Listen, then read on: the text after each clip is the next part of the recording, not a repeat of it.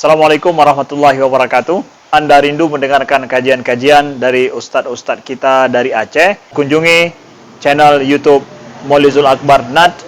Subscribe, like, share, komen.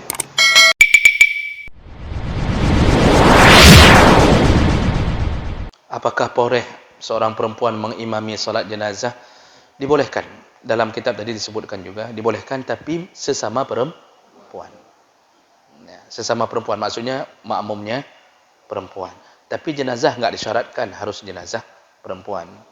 Nah, jadi seorang perempuan mensolatkan jenazah laki-laki, boleh. Itu tidak disyaratkan jenazah harus sama perempuan. Tapi makmum harus sesama perempuan. Artinya boleh.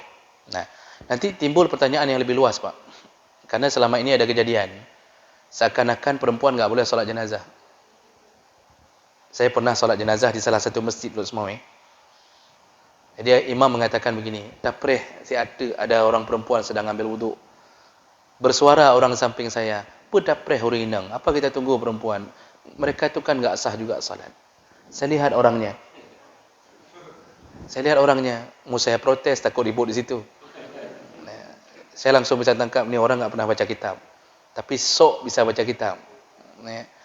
Di dalam kitab disebutkan, bahkan Imam Nawawi menyebutkan dalam kitab Majmu' dalam mazhab Syafi'i, perempuan sah salat jenazah.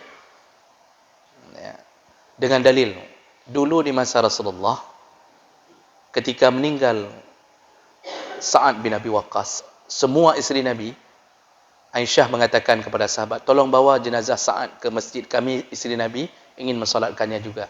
Dibawa. Lalu semua isteri Nabi mensolatkan jenazah Sa'ad bin Abi Waqqas. Lalu kemudian dalam hadis-hadis tentang solat jenazah, itu tidak disebutkan hanya untuk laki-laki. Pahala solat jenazah didapatkan oleh orang yang solat jenazah. Enggak disebutkan bahawa itu hanya untuk laki-laki. Dan di dalam kitab Majmu' Imam Nawawi menjelaskan, perempuan boleh mensolatkan jenazah mengikuti jamaahnya para laki-laki. Itu mazhab Syafi'i itu lain. Ini orang hari ini asal bilang aja. Urinang, makanya orang perempuan suaminya sendiri meninggal dia enggak berani solatkan. Takut apa? Gedut. Didet begah hanasah semayang. Baca dulu baru bilang. Ini kadang-kadang enggak membaca dan enggak mengikut pengajian, asal keken laju, Pak. Boleh perempuan solat jenazah.